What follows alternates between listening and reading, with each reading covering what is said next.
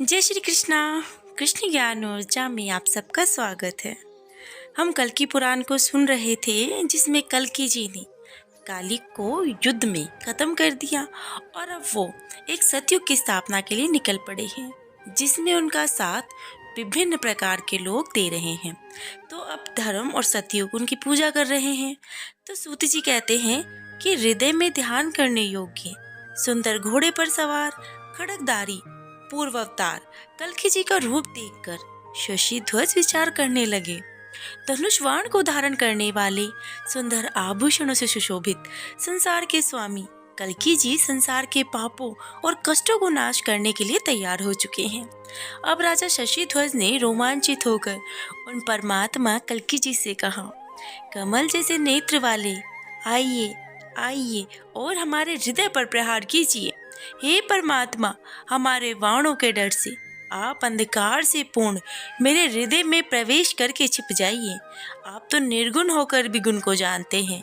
आप अद्वैत होकर भी अस्त्रों से मारने के लिए तैयार हुए हैं और आपने काम रहित होकर भी अपने सैनिकों की जीत के कार्य में सहायता की है और सेना का संहार किया है। सभी लोग मुझे उन्हीं परमात्मा के साथ रथ पर सवार युद्ध करते हुए देखें।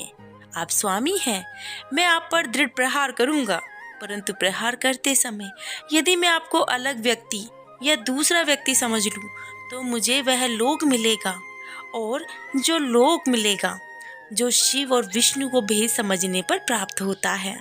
इस प्रकार अस्त्र धारण करने वाले तथा शत्रुओं को संताप देने वाले राजा शशि ध्वज के इन वचनों को सुनकर क्रोध रहित परमात्मा कल्कि जी अपने को क्रोध की आकृति वाला दिखाकर शशि ध्वज पर वाण मारने को उद्यत हुए। राजा शशि ध्वज ने उनके श्रेष्ठ अस्त्रों के द्वारा किए गए प्रहार की चिंता किए बिना अपने वाणों की ऐसी वर्षा की जैसे पर्वत पर मूसलाधार वर्षा हो रही हो।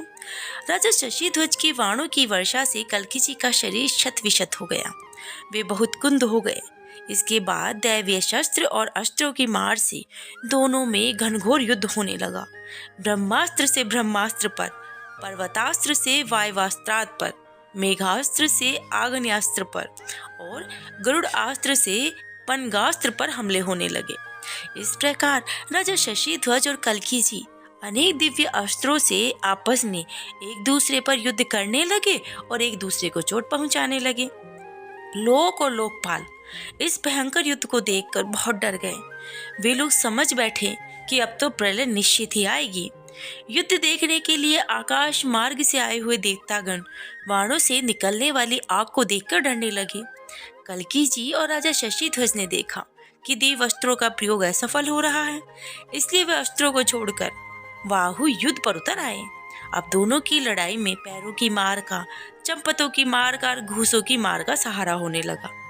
दोनों ही वीर यानी भगवान कल्कि और राजा शशि ध्वज युद्ध विद्या में कुशल थे, इसीलिए वे लड़ाई में एक दूसरे के कौशल को देखकर प्रसन्न होने लगे। अब जिस प्रकार सृष्टि के आरंभ में पृथ्वी का उद्धार करते समय वराह जी ने आवाज की थी, वैसी ही आवाज करते हुए कल्कि जी ने शत्रु पर करतलाघात किया। वहीं यह करतलाघात से राजा शशि ध्वज मूर्छित हो गए।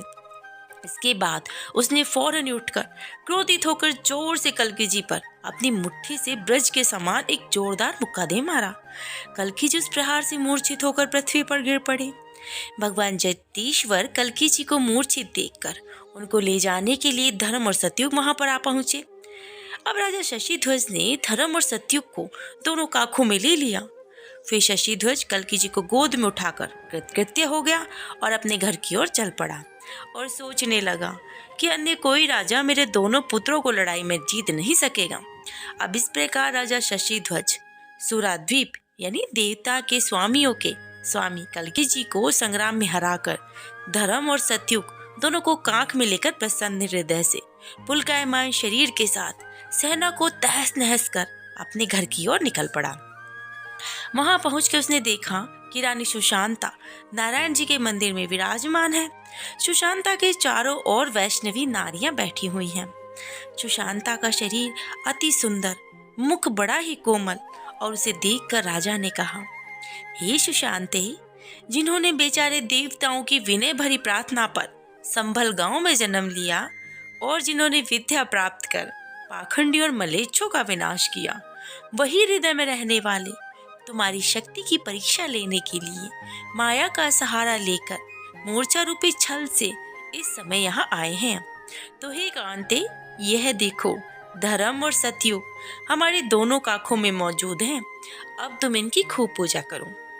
राजा शशिध्वज के ऐसे वचन सुनकर सुशांता बहुत प्रसन्न हुई। अब शशिध्वज के नाभि स्थल में नारायण और दोनों काखों में क्रमशः धर्म और सतयुग थे। रानी सुशांता उनको प्रणाम करके हरि नाम का कीर्तन करने लगी और क्रम से उसकी लज्जा भी दूर हो गई और अब वह सखियों के साथ नाचने लगी। सुशांता बोलती है, जय हरे जय हो, हे महामते, मेरे माया मोह से ढके हुए आवरण को हटाकर अमर देवगण सेवित सुंदर आभूषणों से सजे सज्जनों के द्वारा पूजित अपने कमल जैसे चरणों को हमारे सामने रखो। आपका शरीर तो दुनिया भर की उत्तम सामग्री से बना है, सज्जनों के हृदय में स्थित है और आप तो स्वयं कामदेव तक को मोहित करने वाले हो। आप इस समय हमारी मनोकामनाओं को अवश्य ही पूरा करेंगे। आपका यश दुनिया के शोक का नाश करने वाला है। आपकी मुस्कान सुधा संपन्न चांद जैसे अमृत से मीठी बोली निकालकर सबको प्रसन्न करती है। तो हे परमात्मा, आपका चंद्रमा जैसा सुंदर मुख संसार का कल्याण करे। मेरे पति को कोई भी कभी भी नहीं हरा पाया। यदि मेरे पति देव ने किसी भी काम से आपको अप्रसन्न किया हो तो आप शत्रु भाव को छोड़कर हम पर कृपा कीजिए। तो यदि आप ऐसा नहीं करेंगे तो भला दुनिया के लोग आपको कृपा सागर परमेश्वर क्यों कहने लगे? आपकी भार्या प्रकृति है जो महतत्व, अहंकार तत्व और पंचमात तत्व आदि से शरीर बनाती है। आपकी देखरेख में, आपकी लीला से ही ब्रह्म बनाए गए इस संसार में सर्जन, स्थिति और प्रलय होती है। तो हे देव, पृथ्वी, जल, तेज, वायु और आकाश ये पंचभूत देह और इंद्रियों के कारण रूप हैं। आप इन पंचभूतों और त्रिगुणमयी अपनी माया से अपने भक्तों पर कृपा कीजिए। हे भगवान, आपके नाम और गुणगान से, यानी आपका नाम लेने से कलिकाल के पाप के दूर हो जाते हैं। आपका नाम तो अगणित गुणों का भंडार है, संसार के भयों को नाश करने वाला है और जो भी लोग दुनिया के तीनों तापों से दुखी होकर आपका नाम लेते हैं वे बंधन के बंधन से, यानी बार बार जन्म लेने से बच जाते हैं। आपके अवतार से सज्जनों का मान बढ़ता है, ब्राह्मणों की लक्ष्मी बढ़ती है, देवताओं का पालन होता है और सत्युग की पुनः प्रतिष्ठा होती है, धर्म की वृद्धि होती है और कलयुग का संहार होता है। इस समय आपके इस अवतार से हमारा कल्याण हो। हमारे घर में पति, पुत्र, पोते, रथ, ध्वज, चामर, ऐश्वर्य और मणियों से जुड़े हुए आसन आदि सब विद्यमान है, परंतु आपके कमल रूपी चरणों की पूजा किए बिना उसकी शोभा नहीं बढ़ती, अर्थात सब कुछ शोभाहीन है प्रभु। तो हे संसार की आत्मा, आपका मुख सुंदर मुस्कान को देने वाला है, सर्वांग सुंदर मनोहर बोली है, सुंदर भाव वाले हैं, परंतु यदि यह हमारा चाहा हुआ कार्य नहीं कर पाए तो अभी हमारी मौत आ जाए। आप सबको अभय दान देते हैं। तो हे देव, आपके तेज वाणों की बौछार से बहुत से वीर मौत के शिकार हुए हैं और जो बलवान युद्ध में मारे गए हैं आप उनका पालन करते हैं। आप रसीले मुखमंडल पर सैकड़ों चंद्रमा की चमक पर विराजित हैं। महादेव, ब्रह्मा आपके आशय की चीख चाहते हैं। हे देव, आप निसंदेह सनातन पूर्ण ब्रह्म है। इसके बाद कल्कि जी इस प्रकार सुशांता के विनय भाव से और उसके गीत से संतुष्ट होकर उठ बैठे जैसे युद्ध में स्थिर वीर रणसैया से उठे हों। उन्होंने अपने सामने सुशांता को, बाईं ओर सतयुग को और दाहिनी ओर धर्म को और अपने पीछे राजा शशिध्वज को देखकर जैसे लज्जा से मुख नीचा झुकाकर कहा कि हे कमल जैसे सुंदर फूल की भांति नेत्रों वाली तुम कौन हो और किस कारण से हमारी सेवा करने के लिए तैयार हो? ये महावीर शशिध्वज किस लिए मेरे पीछे उपस्थित हैं? हे धर्म, हे कृतयुग, हम लोग युद्ध भूमि को छोड़कर किस लिए शत्रु के महल में आए? मुझको बताओ, मैं शत्रु हूँ। शत्रु की स्त्रियां किस कारण से प्रसन्न होकर के हृदय से मेरी सेवा कर रही हैं? मैं तो मूर्छित हो गया था। शूरवीर शशिध्वज ने मेरा नाश क्यों नहीं किया? यह सब सुनकर के सुशांता बोली, मनुष्य के रहने वाले, स्वर्ग के रहने वाले, रसातल पर रहने वाले मनुष्यों, सुर और असुरों और नागों में ऐसा कौन है जो नारायण कल्कि जी की सेवा नहीं करता? जगत जिसका सेवक और मित्र रूप है, जिसके दर्शन से किसी के प्रति शत्रुता नहीं रह जाती, जिसका क्या साक्षात संबंध से कहीं कोई शत्रु हो सकता है? बिल्कुल भी नहीं।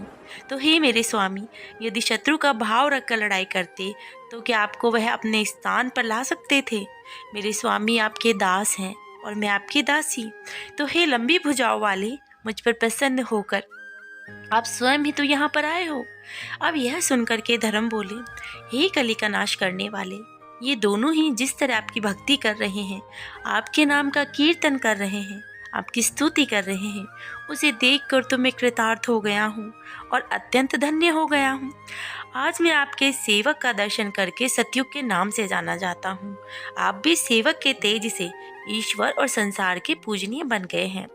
अब यह सुनकर के शशिध्वज कहते हैं कि मैंने युद्ध करके आपके शरीर पर प्रहार किया, आप हमारी आत्मा हैं। मैंने काम क्रोध आदि रोग के वशीभूत होकर आपसे दुश्मनी की है, तो मुझे दंड दीजिए। अब इस वचन को सुनकर कल्की जी ने मुस्कुराकर बार बार कहा, तुमने तो हमें जीत लिया। इसके उपरांत राजा शशिध्वज ने लड़ाई के मैदान से अपने पुत्रों को बुलाकर सुशांता के मन की बात समझकर कल्की जी को रमा नाम की अपनी कन्या को कन्यादान में दे दिया। उसी समय मरु, देवापी, विशाख पयुराज और रुधिश्व आदि राजागण राजा शशिध्वज का निमंत्रण पाकर युद्ध के मैदान से शय्या कर राजा के साथ भल्लाट नगर के मैदान में आ गए। उन राजाओं की अनगिनत फौज से वह नगरी रौंदी सी जाने लगी। अगिनत हाथियों, घोड़ों, रथों, पैदल सैनिकों, छत्रों और झंडों, ध्वजाओं आदि से कल्की जी का रमा जी के साथ विवाह सुचारू रूप से संपन्न हो गया। अब सभी लोग प्रसन्नता पूर्वक अपने दल बल सहित उस उत्सव को देखने के लिए आए। शंख, भेरी, मृदंग आदि बाजों की ध्वनि की गूंज और नाच गाने आदि विवाह से होने वाले अनुष्ठानों, नगर की स्त्रियों के मंगलाचार के बीच कल्की जी और रमा जी का विवाह अत्यंत ही सुखारी रहा। राजा लोग तरह तरह के स्वादिष्ट भोजन का सत्कार पाते हुए सभा में प्रवेश करने लगे। ब्राह्मण, क्षत्रिय, वैश्य, शूद्र तथा दूसरी जाति वाले लोग विचित्र प्रकार के गहने और तरह तरह की भोग की वस्तुएं पाकर कमल जैसी आंखों वाले श्री कल्की जी के द्वारा सुशोभित उस सभा में बैठे।